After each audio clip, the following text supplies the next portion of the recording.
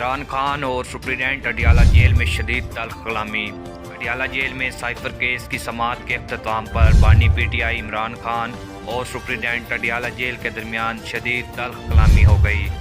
Superintendent jail Asad Warraich نے بانی P T I کو میڈیا سے گفتگو کرنے سے روکتے ہوئے کہا کہ میڈیا یہاں سماعت کی کوریج کے لیے آتا ہے، سیاسی گفتگو کے لیے نہیں۔ بانی پی ٹی آئی نے کہا کہ اوپن ٹرائل ہے، میڈیا سے گفتگو ہمارا حق ہے، آپ نہیں روک سکتے۔ میں آپ کی بات ماننے سے انکار کرتا ہوں، میں تو میڈیا سے بات کروں گا۔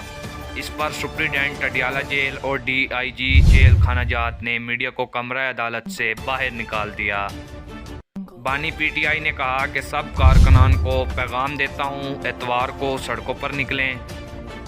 پیر کو اڈیالہ جیل میں کمرہ عدالت میں صحافیوں سے غیر رسمی گفتگو کرتے ہوئے انہوں نے کہا کہ ہمیں 3.5 سال تک سلیکٹڈ کہا گیا، اس وقت جو چل رہا ہے وہ مدر آف آل سلیکشن ہے۔ نواز شریف کی سپریم کورٹ اور ہائی کورٹ کے تمام مقدمات ختم کر دیے گئے ہیں، الیکشن کمیشن اور انتظامیہ نواز شریف کی مدد کر رہے ہیں۔ مزید خبروں کے لیے ہمارے چینل کو ضرور سبسکرائب کریں۔